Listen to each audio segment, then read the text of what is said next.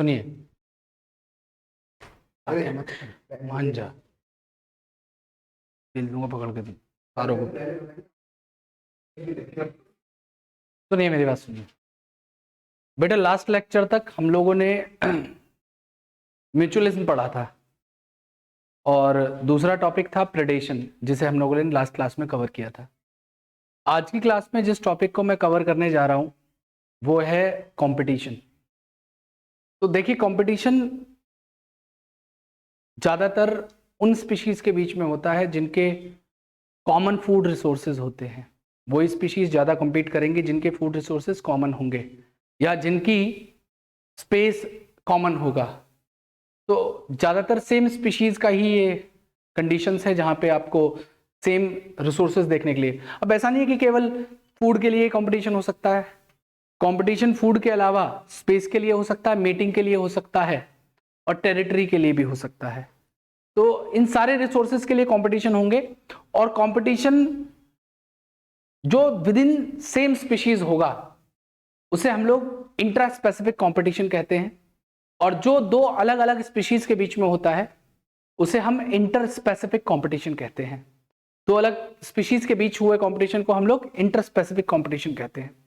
तो यहाँ पे बेसिकली हमें पढ़ना क्या है कि जो कॉम्पिटिटिवली सुपीरियर स्पीशीज होगी वो हमेशा क्या करेगी, वो हमेशा उस कंपटीशन में आगे रहेगी और उस इंफीरियर स्पीशीज को हमेशा क्या कर देगी, एक्सक्लूड कर देगी। तो यहाँ पे पहली लाइन में आपको जो पढ़ने के लिए मिलेगा वो ये है कि जो किसी भी ऑर्गेनिज्म का फिटनेस है या किसी भी स्पीशीज का फिटनेस है, फिटनेस के रेस्पेक्ट में बात की जाए तो फिटनेस बेटा रिप्रोडक्टिव फिटनेस भी हो सकती है या सर्वाइवल फिटनेस भी हो सकती है।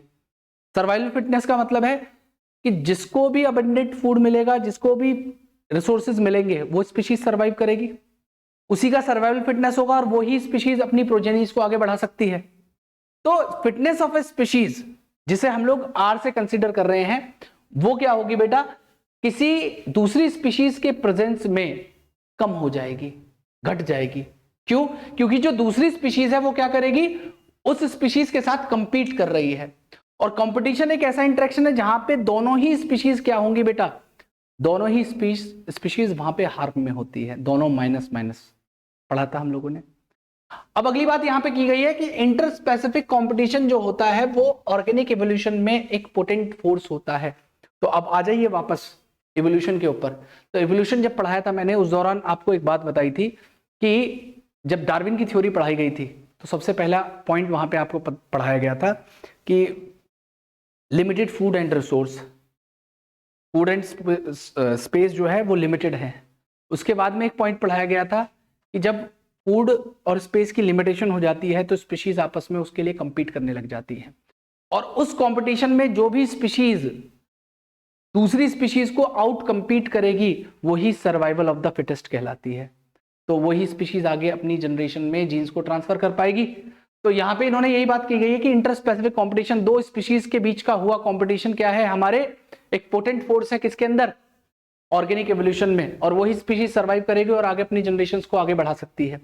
अब अगली बात की गई है कि ज्यादातर कंपटीशन क्लोजली रिलेटेड स्पीशीज के बीच में होता है जो सेम लिमिटेड रिसोर्सेज के लिए कंपीट करते हैं। ज्यादातर कंपटीशन किसके बीच में, जिनके जो रिसोर्सेज हैं वो कॉमन है। ये बात पहले ही मैं बता चुका हूं, लेकिन हमेशा ऐसा नहीं होता। जरूरी नहीं है कि जिनके फूड रिसोर्सेज या जिनके हैबिटेट सेम हो वही आपस में कंपीट कर सकते हैं। कुछ एक्सेप्शंस ऐसे हैं जहां पे दो बिल्कुल अनरिलेटेड स्पीशीज भी आपस में कंपीट कर सकती हैं। एग्जाम्पल के तौर पे इन्होंने बताया हुआ है कि फ्लेमिंगोज जो कि एक बर्ड है और फिशेस, ये दोनों ही अमेरिका की जो शैलो लेक्स होती हैं वहां पे कॉमन फूड के लिए, दैट इज क्या, जू प्लैंक्टॉन्स, उनके लिए कंपीट करती हैं। तो आप ये देखिए दोनों का हैबिटेट बिल्कुल अलग है, फिशेस का हैबिटेट बिल्कुल अलग है, बर्ड्स का हैबिटेट बिल्कुल अलग है, दोनों टोटली अनरिलेटेड है। एक पानी में रह रही है, एक फ्लाइट मोड में रहती है, दोनों ही टोटली अलग हैं, लेकिन दोनों के लिए, दोनों कंपीट किसके लिए कर रही हैं, जू प्लैंक्टॉन्स के लिए, कॉमन फूड रिसोर्स के लिए। तो यहां पे इन्होंने उदाहरण के तौर पे देखिए फ्लेमिंगोज को दिखाया हुआ है। ये फ्लेमिंगोज जो पानी के नीचे फिशेस हैं उनके साथ जू प्लैंक्टॉन्स को खाने के लिए कंपीट करती है। अब अगली बात यहां पे की गई है इंटरफेरेंस कंपटीशन। इंटरफेरेंस कंपटीशन, देखिए ये टॉपिक बहुत बड़ा टॉपिक है। कंपटीशन अपने आप में ही एक बहुत बड़ा टॉपिक है जिसमें हमारे बहुत सारे सब टॉपिक्स आते हैं बेटा, ठीक है। तो उसी में एक सब टॉपिक है इंटरफेरेंस कंपटीशन। सबसे पहला इनकी डेफिनेशंस को बहुत ध्यान से पढ़ लेना, मतलब इनके ऊपर आपको क्वेश्चंस मिलेंगे, बहुत सारे मिलेंगे, और एमसीक्यू लगाओगे तो आपको स्टेटमेंट पे डेफिनेशंस की स्टेटमेंट देके आपसे उस मैकेनिज्म का नाम पूछ लिया जा सकता है, या मैकेनिज्म पूछ के उसके स्टेटमेंट के बारे में पूछ लिया जा सकता है। तो सबसे पहला इस कॉम्पिटिशन का जो मैकेनिज्म है या जो टॉपिक है वो है इंटरफेरेंस कॉम्पिटिशन। अब इंटरफेरेंस कॉम्पिटिशन क्या कहना चाहता है? अभी तक हम लोगों ने कंपटीशन की जब बात की तो ये बोला था कि कंपटीशन कब हो रहा था, जब फूड और रिसोर्सेज लिमिटेड है। लेकिन कभी कभी ऐसा भी होता है कि फूड और रिसोर्स अनलिमिटेड या अबंडेंट हो। अनलिमिटेड ना कह के अबंडेंट कह लेते हैं, अनलिमिटेड तो हो नहीं सकते। तो जब भी रिसोर्सेज अबंडेंट है तब भी कॉम्पीट कर सकते हैं, या कंपटीशन तब भी हो सकता है, और उसी कंपटीशन को हम लोग इंटरफेरेंस कंपटीशन कहते हैं, जब अबंडेंट फूड रिसोर्सेज होने के बावजूद भी कंपटीशन हो जाए। अब इसका उदाहरण क्या है? दो स्पीशीज हैं जो अबंडेंट फूड जहां पे अवेलेबल है उस हैबिटेट में रहती हैं। अब उसमें क्या हो कि एक स्पीशीज ज्यादा खाने लग जाए और दूसरी वाली जो स्पीशीज थी उसकी फीडिंग एफिशिएंसी उस दूसरी वाली जो ज्यादा खाने लग गई उसकी वजह से कम हो जाए, तो इस कंपटीशन को हम लोग क्या कहते हैं? इंटरफेरेंस कंपटीशन कहते हैं। इसमें क्या किया, एक स्पीशीज ने अपनी ज्यादा फीडिंग एफिशिएंसी होने की वजह से जो दूसरी वाली स्पीशीज थी उसकी फीडिंग एफिशिएंसी के अंदर इंटरफेयर कर दिया। मेरी बात समझ पा रहे हो? तो इंटरफेरेंस कंपटीशन में देखिए क्या लिखा हुआ है, the feeding efficiency of one species is reduced. एक स्पीशीज की फीडिंग एफिशिएंसी क्या हो गई? कम हो गई, due to presence of other species. दूसरी स्पीशीज के प्रेजेंट होने की वजह से उनकी जो फीडिंग एफिशिएंसी है वो कम हो जा रही है। Even if resources are abundant, food की कोई कमी नहीं थी लेकिन फिर भी क्या हो गया, कंपटीशन बढ़ गया उनके बीच में। तो ये यहां पे सबसे पहला सब टॉपिक था। अब अगली बात यहां पे की गई है बेटा किसके बारे में, कि कंपटीशन हुआ है, इसके एविडेंसेस क्या हैं? तो सबसे पहला एविडेंस है बेटा गैलापागोस आइलैंड। गैलापागोस आइलैंड जो डार्विन जिस पे पहली बार गए थे, जिस पे डार्विन फिंचेस देखी गई थी, वही आइलैंड है गैलापागोस आइलैंड। तो गैलापागोस आइलैंड पे क्या है, एक टॉर्टोइज रहते हैं, उनको अबिंगडन टॉर्टोइज कहा जाता है, आपको स्क्रीन पे दिख रहे होंगे। उन अबिंगडन टॉर्टोइज की जो अबंडेंस थी वहां पे, उनकी जो पॉपुलेशन थी वो काफी अच्छी खासी थी उस आइलैंड के ऊपर। वहां पे क्या किया गया, गोट्स को इंट्रोड्यूस कराया गया। मतलब वहां पे पहले कभी गोट नहीं रहती थी, गोट्स को वहां पे क्या कर दिया, इंट्रोड्यूस करा दिया, बाहर से ले जाके शिप में उनको गोट्स को वहां पे छोड़ दिया। गोट्स ने क्या किया, वहां पे जो ग्रासेस थी उनको इतनी ज्यादा एफिशिएंसी से खाया। ब्राउज करना मतलब होता है, इसमें लिखा होगा स्टेटमेंट में, दे ब्राउज, बिकॉज उनकी ब्राउजिंग एफिशिएंसी ग्रासेस की बहुत ज्यादा थी, और उन्होंने इतना ज्यादा वहां पे घास को खाया कि उस ग्रास जो उस अबिंगडन टॉर्टोइज का मेन हैबिटेट था वो पूरा खत्म हो गया। एक तो प्रेडेटर उसे आराम से देखने लग गए, जिसमें वो छिपा रहता था पहले, वो सारी खत्म हो गई। दूसरा, उसमें जो पनपने वाले इंसेक्ट्स थे उन्हें ये अपने फूड के तौर पे खाया करता था, वो भी नहीं बचा क्योंकि ग्रास ही नहीं बची। तो उसकी वजह से क्या हुआ, 10 साल के अंदर, केवल एक डिकेड के अंदर वो अबिंगडन टॉर्टोइज वहां से खत्म हो गए। ये सबसे पहला एविडेंस है किसका, कंपटीशन का। अब स्टेटमेंट पढ़ लेते हैं। लिखा हुआ है, Abingdon tortoise in Galapagos island become extinct within a decade after goats were introduced on the island due to greater browsing efficiency of goats. Goats की ज्यादा ब्राउजिंग एफिशिएंसी थी, उन्होंने उनके हैबिटेट को ही खत्म कर दिया, और उसकी वजह से क्या हुआ, अबिंगडन टॉर्टोइज क्या हो गए, एक्सटिंक्ट हो गए, खत्म हो गए वहां से। अब अगली बात यहां पे की गई है दूसरी, एक और डेफिनेशन, जैसे हम लोगों ने सबसे पहला पढ़ा था ना इंटरफेरेंस कंपटीशन। अब दूसरा हमें टॉपिक पढ़ना है जिसे कहते हैं कॉम्पिटिटिव रिलीज। इस बात को आप डेफिनेशन अभी मत पढ़िएगा, बिल्कुल समझ में नहीं आएगी। अब मैं समझा दे रहा हूं, उसके बाद डेफिनेशन मैं पढ़ाऊंगा, फिर पढ़ लेना। देखिए कॉम्पिटिटिव रिलीज का मतलब क्या है बेटा, ये एक जंगल है सपोज करो, इसमें दो स्पीशीज रह रही हैं, एक तो कॉम्पिटिटिवली सुपीरियर स्पीशीज है, जो ब्लैक कलर से मैं बना रहा हूं ये सारी की सारी सुपीरियर स्पीशीज हैं, ये सारी की सारी सुपीरियर स्पीशीज हैं। और दूसरी वाली जो ग्रीन कलर से बना रहा हूं ये सारी की सारी इंफीरियर स्पीशीज है बेटा, ये सारी क्या है, इंफीरियर स्पीशीज है, they all are inferior species. तो इन सुपीरियर स्पीशीज की वजह से ये इंफीरियर स्पीशीज क्या करती हैं बेटा, इन्होंने अपनी एक रेंज बांध रखी है कि भाई हम जंगल के इस कोने में रहेंगे, क्यों, वहां पे जाएंगे तो इनसे कंपटीशन करना पड़ेगा फूड के लिए, ये वहां पे जाना पसंद नहीं करते। लेकिन अगर हमने क्या किया, इन सुपीरियर स्पीशीज को यहां से एक्सपेरिमेंटली जब रिमूव किया, जब हमने इन सारी स्पीशीज को, सुपीरियर वाली को, ब्लैक कलर वाली को यहां से हटा दिया, तो इन इंफीरियर वाली के पास में कंपीट करने वाला है कोई नहीं बचा, और इन्होंने क्या किया, अपनी डिस्ट्रीब्यूशनल रेंज को बढ़ा लिया। बहुत आसान सी बात है। तो वही डेफिनेशन है, यहां पे क्या लिखा हुआ देखिए, it is expansion of distributional range, distributional range का expansion of a species when competing species is removed. जब हमने कंपीटिंग स्पीशीज को वहां से रिमूव कर दिया तो इस वाली स्पीशीज ने अपना क्या कर लिया, एक्सपेंशन कर लिया। पहले वो नैरो ज्योग्राफिकल रीजन में रेस्ट्रिक्टेड थी, क्यों, क्योंकि वहां पे एक कंपिटिटिवली सुपीरियर स्पीशीज ऑलरेडी रह रही थी, उसको हटाया तो ये बढ़ गए।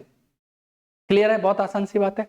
अब दूसरा एक एविडेंस है बेटा हमारे पास में जो हमें पढ़ना है, दूसरा एविडेंस हमें जो पढ़ना है वो है कॉनल्स फील्ड एक्सपेरिमेंट। तो जैसे मैंने आपको जब प्रेडेशन पढ़ाया था, तो प्रेडेशन पढ़ाते वक्त मैंने आपको एक अमेरिकन पैसिफिक कोस्ट पे रॉकी कोस्ट पढ़ाए थे, इंटरटाइडल कम्युनिटीज पढ़ाई थी, जिसमें स्टारफिश डिजास्टर का नाम दिया था। याद नहीं होगा बिल्कुल भी आपको, कंपटीशन बिल्कुल याद नहीं है, वो कंपटीशन कर रहा हूँ, प्रेडेशन। मैंने आपको एक पॉइंट बोला था कि प्रेडेटर जो होता है वो क्या करता है, अपनी प्रे की पॉपुलेशन में बायोडाइवर्सिटी को मेंटेन करता है।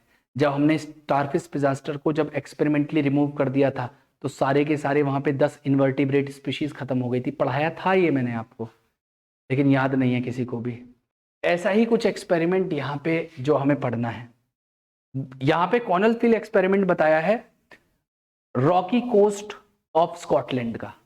मतलब स्कॉटलैंड पे जो कोस्टल रीजन आता है वहां पे जो रॉक्स हैं, उन रॉक्स पे दो तरीके के बर्नैकल रहते हैं। अब कहोगे कि बर्नैकल क्या होते हैं, तो बर्नैकल ये दिख रहे हैं आपको, बर्नैकल होते हैं बेटा फिल्टर फीडर, ये सेडेंटरी होते हैं, एक ही जगह चिपके हुए रहते हैं, रॉक के सरफेस पे भी चिपक जाते हैं, व्हेल की कमर पे भी चिपक जाते हैं। ये इनका ये है ना, ये देखो ये जो है माउथ जैसा दिख रहा है, ये इस तरीके से ओपन क्लोज होता रहता है, ये फिल्टर फीडर है। फिल्टर फीडर मतलब पानी के अंदर जो छोटा मोटा फूड पार्टिकल चला जाए, इंसेक्ट चला जाए, जू प्लैंकटन चला जाए, उसी को ये फिल्टर करके खाते रहते हैं, उसी से ये जिंदा रहते हैं। लेकिन इनकी भी दो स्पीशीज रहती हैं, इन बर्नैकल्स की भी, ये एनिमल हैं, इन बर्नैकल्स की भी दो स्पीशीज रहती हैं, एक को कहते हैं बेलेनस और दूसरी है कैथामेलस। तो बर्नैकल की दो स्पीशीज, ये वाली सुपीरियर स्पीशीज हो गई और ये वाली इंफीरियर स्पीशीज हो गई। तो इसमें क्या किया गया, इस बेलेनस कॉम्पिटिटिवली सुपीरियर स्पीशीज ने इन इंफीरियर स्पीशीज को एक्सक्लूड कर दिया, वहां से खत्म कर दिया। क्यों, क्योंकि ये इन्होंने इनको आउट कंपीट कर दिया खाने में, तो जो वहां पे फूड था वो कम बचा, जिसकी वजह से जो कैथामेलस थे ये सारे के सारे खत्म हो गए। क्लियर हो रही है मेरी बात?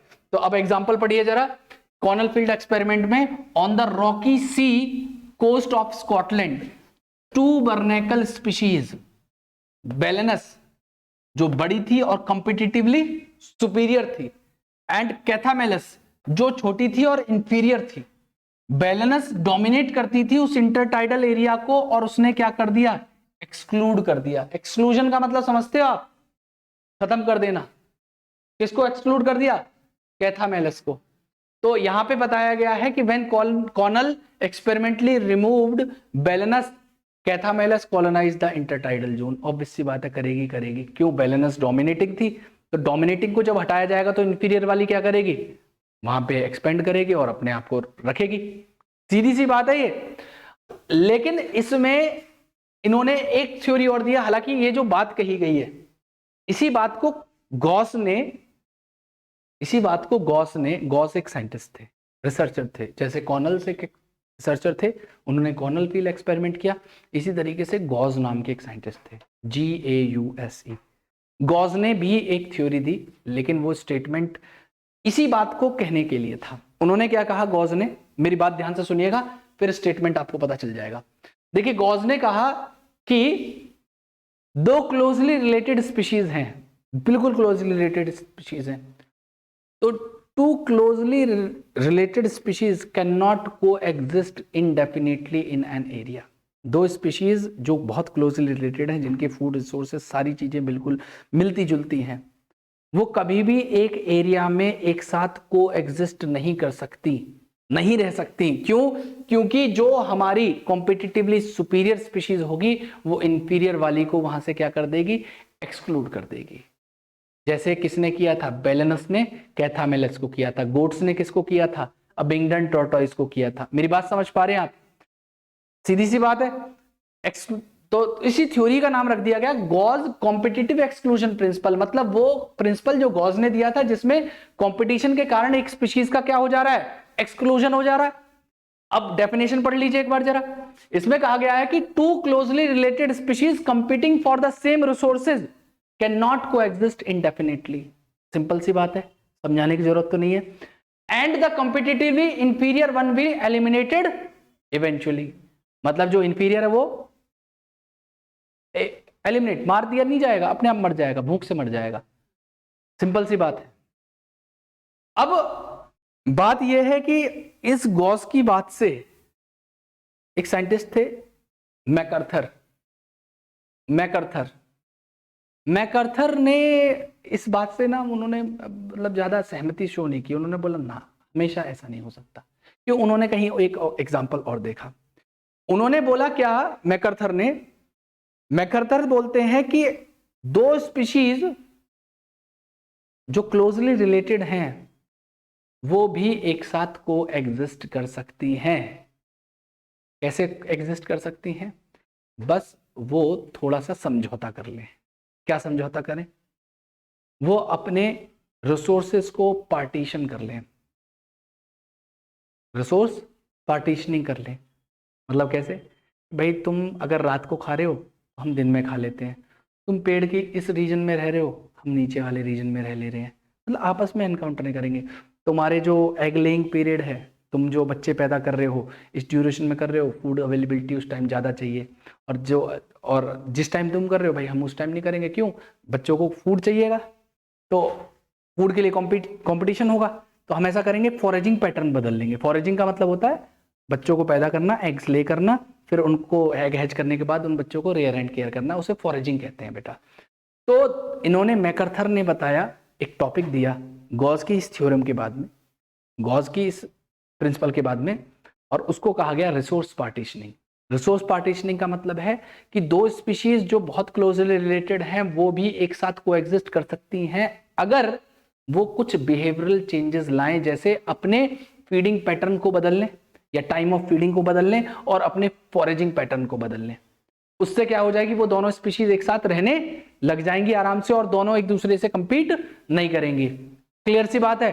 तो यहां पे देखिए अगली बात लिखी हुई है, this may be true in limited resources but not otherwise. ये जो थ्योरी है ये किस कंडीशन में लग रही है? केवल लिमिटेड रिसोर्सेज में लग रही है, हमेशा नहीं लगती। और अगली बात की गई है, स्पीशीज फेसिंग कंपटीशन में इवॉल्व मैकेनिज्म फॉर कोएग्जिस्टेंस। जो स्पीशीज क्या कर रही हैं, फेस कर रही हैं कंपटीशन को, वो क्या कर सकती हैं, कोएग्जिस्ट कर सकती हैं रादर देन एक्सक्लूजन। भाई मरने से अच्छा है समझौता कर लो। भाई या तो कंपीट करके लड़ते लड़ते मर जाओ, या तो ऐसा कर लो कि ठीक है भाई तुम इधर रह लो हम इधर रह ले रहे हैं, समझौता कर ले रहे हैं इस बात को लेकर। और उसी चीज को क्या कह दिया गया, रिसोर्स पार्टीशनिंग। उदाहरण के तौर पे इन्होंने दिखाया हुआ है क्या, ये एक पेड़ था जिसपे पहले ये येलो कलर की बर्ड रह रही थी, पूरे पे रह रही थी। अब रेड वाली जो डोमिनेटिंग है, थोड़ी सी देखो साइज में बड़ी है रेड वालों से, ये आई। अब येलो वाली सब पे रह रही थी, तो इनमें अगर ये दोनों आपस में कंपीट करें पूरे पेड़ के लिए, तो मेरे हिसाब से रेड वाली इनको पीट के भगा देंगी, लड़ाई होगी। तो इन्होंने क्या सोचा कि भाई एक काम करो, रेड वाली जो है यहाँ पे अपने खा पी ले, और जो येलो वाली बर्ड है वो ऊपर ले ले, तो इससे क्या होगा, दोनों का काम चल जाएगा। सीधी सी बात है। तो देखो इन्होंने क्या कहा, the smaller yellow bird species forages across, forage का मतलब होता खाना, forages across the whole tree, पहले येलो वाली सब पे खा रही थी। A larger red species compete for the resource, लाल वाली ने क्या कर दिया, कंपटीशन करना शुरू कर दिया, किसको, येलो वाली स्पीशीज को। अब क्या हो गया, रेड ने डोमिनेट किया मिडिल में फॉर मोर अबंडेंट रिसोर्सेज, तो हमारी जो येलो वाली स्पीशीज थी उसने बोला कि भाई ठीक है हम लोग जो है नए नीच, नीच का मतलब होता है, ये वर्ड लिखा हुआ है न्यू नीच, नीच वर्ड का मतलब होता है बेटा, ध्यान से सुनना मेरी बात, जैसे एक स्पीशीज का हम लोग जब भी बात करते हैं तो हम सबसे पहले उसके हैबिटेट की बात करते हैं कि वो स्पीशीज कहाँ रहती है। तो हैबिटेट क्या हो गया, उसका पर्टिकुलर एड्रेस हो गया। जैसे भाई मैं बोलूँगी इस कोचिंग का एड्रेस है क्या, तो KJ28, तो ये हैबिटेट है। लेकिन अब बोला जाए कि KJ28 कहाँ पे है, तो बोला कबीर नगर में है। आपका जो सबसे पास वाला लैंडमार्क क्या है, रामलीला मैदान है। तो ऐसे ये नीच कहलाएगा, मतलब वो तो हैबिटेट है, उस स्पीशीज की ट्रॉपिक लेवल में पोजीशन क्या है, वो कंज्यूमर में कौन सा कंज्यूमर है, प्राइमरी सेकेंडरी टर्शरी, मेरी बात समझ पा रहे हो। तो उसकी सारी इंफॉर्मेशन मिला के हैबिटेट के अलॉन्ग विद सारी इंफॉर्मेशन कि वो क्या फूड खाता है, किस लोकेशन में रहता है, ट्रॉपिक लेवल में उसकी पोजीशन क्या है, तो वो सारी चीजें ओवरऑल मिला के नीच कहलाता है। तो इन्होंने क्या किया, येलो वाली वर्ड ने न्यू नीच, मतलब इन्होंने हो सकता है कि वो पहले हर्बीवोरस हो, वो कार्निवोरस बन गई हो, मतलब उन्होंने अपनी फीडिंग एफिशिएंसी या फीडिंग को भी बदल दिया। क्यों, क्योंकि वो अवॉइड करना चाहते थे किस चीज को, कंपटीशन को। और ये क्या है, रिसोर्स पार्टीशनिंग है। तो जी बेटा, हाँ रियल लाइफ एग्जांपल बता रहा हूं, मैकआर्थर ने दिया था। इन्होंने 5 वार्बलर की स्पीशीज को, ये 3 और ये 2, 5, इन 5 वार्बलर की स्पीशीज को जो बिल्कुल क्लोजली रिलेटेड हैं, इनको एक ही पेड़ पे रहते हुए पाया गया। एक ही ट्री के ऊपर जो एक छोटा सा हैबिटेट है, उसके ऊपर 5 अलग अलग स्पीशीज जो क्लोजली रिलेटेड है और क्लोजली कंपीट कर सकती हैं एक दूसरे के साथ, क्योंकि सबका कॉमन फूड सोर्स है। उसके बावजूद भी इन्होंने उसको देखा कि वो 5 स्पीशीज एक ही पेड़ पे रह रही हैं। क्यों रह पा रही हैं, क्योंकि उन्होंने रिसोर्स पार्टीशनिंग कर ली। रिसोर्स पार्टीशनिंग में इन्होंने क्या किया, अपने फीडिंग टाइम को बदल दिया, फॉरेजिंग पैटर्न को बदल दिया। यही है रिसोर्स पार्टीशनिंग। अब डेफिनेशन पढ़ लो कि it is the division of limited resources. इन्होंने लिमिटेड रिसोर्सेज को क्या कर लिया, डिवाइड कर लिया by species to avoid competition. ठीक है, कंपटीशन को अवॉइड करने के लिए क्या कर दिया गया, लिमिटेड रिसोर्सेज को बांट लिया गया। For this they choose different feeding time और different foraging pattern, different feeding time और डिफरेंट फॉरेजिंग पैटर्न बदल लिया।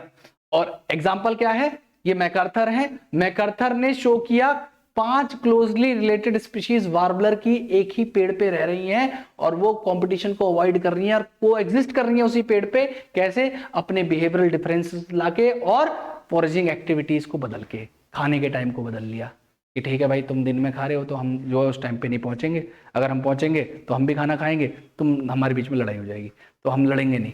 ठीक है, तुम उस टाइम खा रहे हो, हम दूसरे टाइम खा लेंगे। क्लियर सी बात है। इस चीज को क्या कहा जाता है, रिसोर्स पार्टीशनिंग कह दिया जाता है। सिंपल सी बात है। अब अगली बात जो हमें करनी है, अगली बात जो हमें करनी है बेटा, वो है कॉमेंसलिज्म की, वो है हमारी कॉमेंसलिज्म की, कॉमेंसलिज्म। ठीक है, कॉमेंसलिज्म एक छोटा टॉपिक है, ध्यान से सुनिएगा मेरी बात। कॉमेंसलिज्म नहीं करवाया मैंने, एग्जाम्पल्स बताए थे उसके, मैंने केवल उसको प्रीव्यू दिया था, एक बहुत प्रीव्यू दिया था। मैंने म्यूचुअलिज्म करवाया था, प्रोटो कॉर्पोरेशन को और म्यूचुअलिज्म को कंपेयर किया था, फिर उसके बाद में मैंने प्रेडेशन कराया था।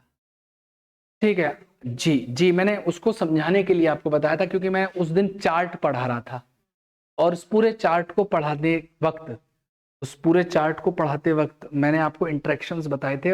उन इंटरेक्शंस को समझाने के लिए वो एग्जांपल्स आपको दिए गए कि भाई प्लस माइनस का चक्कर क्या है, या प्लस जीरो का मतलब क्या है, माइनस जीरो का मतलब क्या है। ये सारे एग्जांपल्स आपको एक मान के चलिए एक बेसिक प्रीव्यू दिया था आपको बस मैंने, ताकि आपको टॉपिक आसानी से समझ में आ जाए। तो अगली बात बेटा हमारी है कॉमेंसलिज्म। कॉमेंसलिज्म ऐसा इंटरेक्शन है जहां पे दो स्पीशीज कंपीट नहीं करती, दो स्पीशीज के बीच में एक स्पीशीज हमारी बेनिफिट में रहती है और दूसरी स्पीशीज को कोई बेनिफिट कोई हार्म नहीं होता। तो एक species nor benefit nor harm रहेगी और दूसरी वाली स्पीशीज बेनिफिटेड रहती है। इसे हम लोग कहते हैं कॉमेंसलिज्म। तो कॉमेंसलिज्म में क्या होगा बेटा, ध्यान से सुनना मेरी बात आप। सबसे पहला उदाहरण है आपका, एक ऑर्किड प्लांट होता है। ऑर्किड वो मैंगो की ब्रांच के ऊपर उग जाता है। देखो ये मैंगो की एक बड़ी सी ब्रांच जा रही है, ये मैंगो की ब्रांच है और इस मैंगो की बड़ी सी ब्रांच पे देखो ये ऑर्किड प्लांट आपको उगा हुआ दिख रहा होगा। तो इस ऑर्किड प्लांट इस मैंगो की ब्रांच पे एज अ एपीफाइट ग्रो करता है। अब एपीफाइट का मतलब होता है वो प्लांट जो दूसरे प्लांट के ऊपर उग जाते हो। ऐसे प्लांट्स को क्या कहते हैं, एपीफाइट कहते हैं। लेकिन वहां पे ये ग्रो तो कर रहा है, लेकिन ऐसा नहीं है कि मैंगो प्लांट से ये क्या कर रहा है कि न्यूट्रिशन लेने लग जाए। तो अगर वो मैंगो प्लांट से न्यूट्रिशन लेने लग जाता तो वो पैरासिटिज्म कहला जाता, ये पैरासाइट बन जाता और मैंगो प्लांट होस्ट बन जाता। लेकिन ये केवल वहां पे रह रहा है, कोई भी चीजों के लिए ये मैंगो के ऊपर डिपेंडेंट नहीं है। इवन इसके पास में एक हाइग्रोस्कोपिक रूट्स होती हैं। इनकी रूट्स ऐसी होती हैं जो एनवायरनमेंट के अंदर मॉइस्चर प्रेजेंट है ना एयर में, उस मॉइस्चर से वाटर को एब्सॉर्ब कर सकती हैं वो। क्लियर सी बात है। तो ये वाटर के लिए भी और किसी चीज के लिए किसके ऊपर डिपेंडेंट नहीं है, मैंगो प्लांट के ऊपर डिपेंडेंट नहीं है।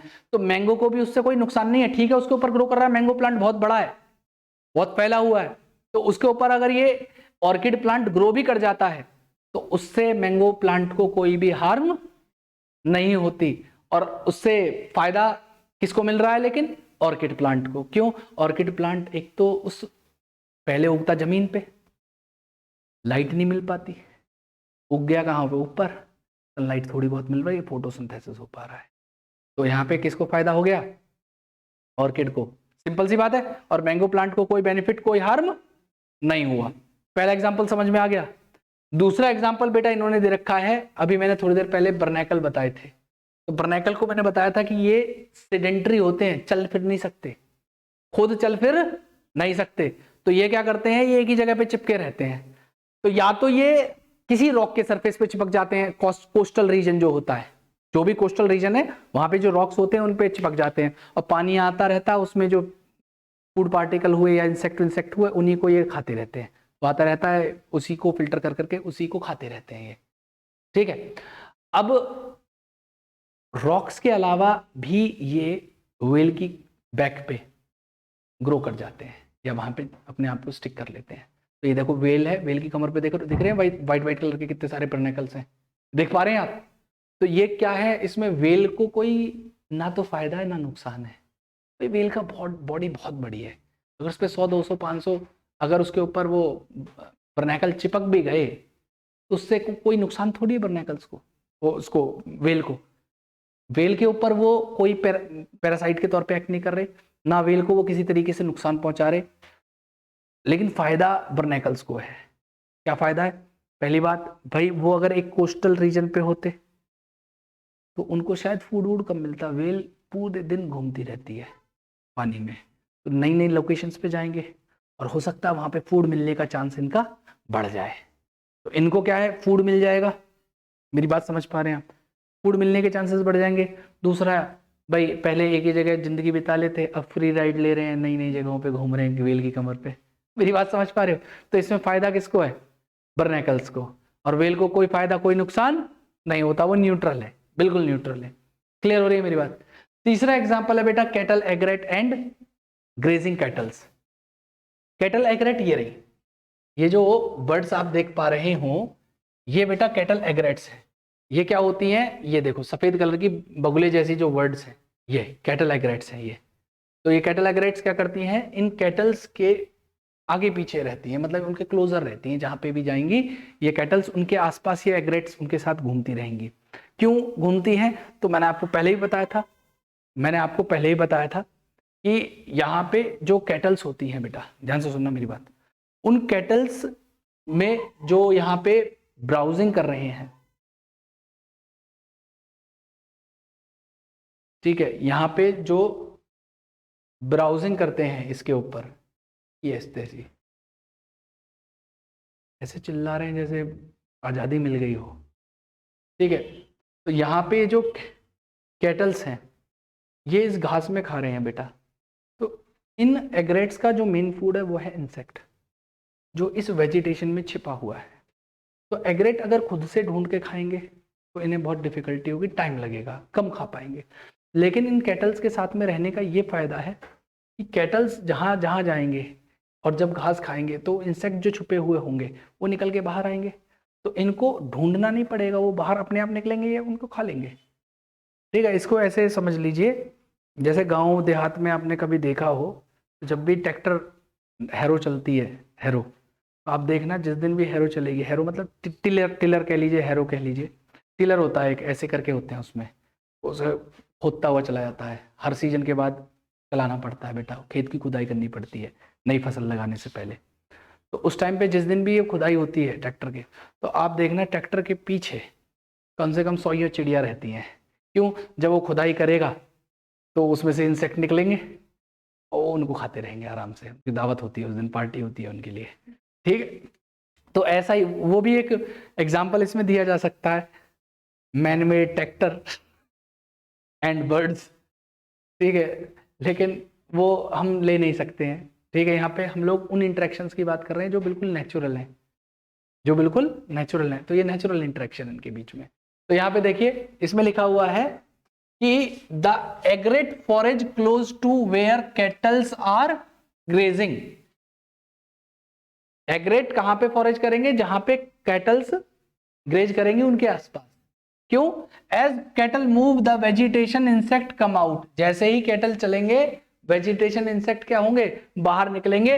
Otherwise it is difficult for egret to find and catch the insects. Simple सी बात है। और लास्ट एग्जांपल है हमारा बेटा सी एनीमोनी और क्लाउन फिश। सबसे पहले तो याद जानिए कि सी एनीमोनी क्या होती है। क्लाउन फिश तो दिख रही होगी ये ऑरेंज कलर की। देखिए सी एनीमोन जो होते हैं ना बेटा, ये निडेरियंस में आते हैं। इनकी खास बात ये होती है कि इनके पास में स्टिंगिंग टेंटिकल्स होते हैं, स्टिंगिंग टेंटिकल्स होते हैं, जिन्हें हम लोग निमोसिस्ट कहते हैं, निमोसिस्ट या नीडोब्लास्ट कह देते हैं हम लोग। निमोसिस्ट तो उसकी कैविटी को कहते हैं, उनके टेंटिकल्स जो निकले होते हैं पूरे बाहर से, उन्हें हम लोग नीडोब्लास्ट कहते हैं, नीडोब्लास्ट। ये 11th क्लास के चैप्टर 4 में पढ़ना था आपको। तो जो नीडोब्लास्ट होता है ना, ये क्या करते हैं? अपने प्रे को पकड़ने के लिए रखते हैं और अपनी प्रोटेक्शन, सेल्फ डिफेंस के लिए भी होता है वो नीडोब्लास्ट। जैसे कोई इंसेक्ट आया तो उस नीडोब्लास्ट से क्या करते हैं बेटा, उसके अंदर ये स्टिंग करते हैं, और स्टिंग करके उसमें जो टॉक्सिन भरा होता है उसकी निमोसिस्ट में, उसको उसके अंदर इंजेक्ट कर देते हैं, जिसकी वजह से वो इंसेक्ट क्या होता है? पैरालाइज हो जाता है। फिर इनके पास में थ्रेड ट्यूब होती है, थ्रेड से उस इंसेक्ट को लपेटते हैं और अपनी कैविटी में डाल देते हैं। मतलब कैसे होगा? देखिए ध्यान से सुनना। जैसे उदाहरण के तौर पे यहाँ पे बता रहा हूँ, ऐसी सी बॉडी होगी, वाइट कलर दिखाई देगा इसके ऊपर, ऐसी सी बॉडी होती है बेटा इनकी, ऐसी सी, ऐसे से होते हैं इनके, माउथ है, इसके ऊपर ऐसे से करके टेंटिकल्स लगे होते हैं, ऐसे टेंटिकल्स लगे होते हैं ऐसे। अब इन्हीं टेंटिकल्स के ऊपर ऐसे करके ना नीडोब्लास्ट होता है, ऐसे करके नीडोब्लास्ट होता है, ये नीडोब्लास्ट होता है। नीडोब्लास्ट कैसा दिखता है बेटा? नीडोब्लास्ट ऐसा सा होता है। ये हो गई, ये स्टिंग है। इनके अंदर जो कैविटी होती है इसमें वो तो होता है वो टॉक्सिन। इस पूरे को तो हम लोग नीडोब्लास्ट कहते हैं। अंदर वाला जो टॉक्सिन वाली कैविटी होती है इसे निमेटोसिस्ट कहा जाता है, जो अंदर है निमेटोसिस्ट, उस कैविटी को। और ये पूरा क्या कहलाएगा? नीडोब्लास्ट। तो ये क्या करते हैं, जैसे कोई इंसेक्ट आया, उस इंसेक्ट को पहले स्टिंग करेंगे, उसके अंदर ये निमेटोसिस्ट में जो टॉक्सिन है उसे इंजेक्ट कर देंगे, जो पैरालाइज हो जाएगा। तो इसी में से आगे थ्रेड ट्यूब होती है, वो उसे लपेट लेगी, ऐसे लपेट के क्या करते हैं, ये ऐसे लाके अपने, इनकी माउथ होता है उसे सीलेंट्रॉन कहा जाता है, इसकी कैविटी होती है गैस्ट्रोवेस्कुलर कैविटी, सीलेंट्रॉन, सीलेंट्रेटा भी कहते हैं इन्हें हम, सीलेंट्रेटा दूसरा फाइलम पढ़ते हैं। तो सीलेंट्रॉन के अंदर डाल लेते हैं। तो इनसे ज़्यादातर जो एनिमल्स हैं वहाँ के, जो मरीन लाइफ में रहते हैं, वो बचते हैं। वो नहीं चाहते कि भाई सी एनीमोन से मतलब उनके आसपास जाया जाए, क्यों? वो टॉक्सिन इंजेक्ट कर देंगे, पैरालाइज कर देंगे। तो इसका, इसी चीज का फायदा उठाती है क्लाउन फिश। क्लाउन फिश क्या करती है, उसने इस सी एनीमोनी के उस रीजन्स को पता कर रखा है जहां पे वो स्टिंग नहीं करता या स्टिंग नहीं कर सकता। तो जब भी इनको खतरा होता है, इनके पीछे कोई बड़ी मछली लग रही है खाने के लिए, ये सी एनीमोनी के उसी रीजन में जाके छुप जाती है। अब बड़ी मछली को पता नहीं है, बड़ी मछली को पता नहीं है, बड़ी मछली देखती है, अरे सी एनीमोनी में चली गई यार, अब तो मैं नहीं खा रही, मैं वहां जाऊंगी, सी एनीमोनी मुझे डंक मार देगा, मैं फिर पैरालाइज हो जाऊंगी, इससे अच्छा मैं उसे छोड़ ही रही हूँ। तो इसमें क्या हुआ, सी एनीमोनी को कोई फायदा कोई नुकसान नहीं, क्लाउन फिश जाकर उसे हार्म थोड़ी कर रही है, वो तो उस बेचारी की शरण ले रही है कि हाँ मुझे बचा लो प्लीज, मार देगी मुझे। तो सी एनीमोनी को कोई फायदा नुकसान नहीं है, लेकिन क्लाउन फिश को कितना फायदा, जान बच गई भाई। तो सी एनीमोनी ना होता तो मेरे को तो अभी तक तो नाश्ता बना लिया था उसने। तो ये होता है कॉमेंसलिज्म, जिसमें सी एनीमोनी को कोई फायदा कोई नुकसान नहीं है, लेकिन क्लाउन फिश को फायदा है। क्यों, स्टिंगिंग टेंटिकल्स जो होते हैं सी एनीमोनी को, वो क्या करते हैं, प्रोटेक्ट करते हैं फिश को, किससे, प्रेडेटर्स से। बहुत आसान सी बात है, कोई इसमें जो ना समझने वाली बात, क्लियर है आपको सभी को। तो ये दो टॉपिक्स हैं जो आज मेरे को कवर करने थे, मैंने कवर कर लिया, लिखने की बारी है। तो आप ये बताइए, यहाँ पे लिखना पसंद करोगे, घर पे लिखना पसंद करोगे, हैं महक?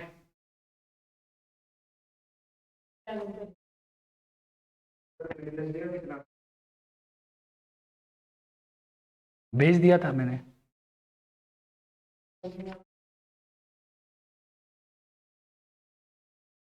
हैं, ऐसा करो, मेरा फोन कहाँ है, मैं अभी भेज रहा हूँ तुम्हें, बैठो यहीं। वेडनेसडे वाला भी भेज लूँ?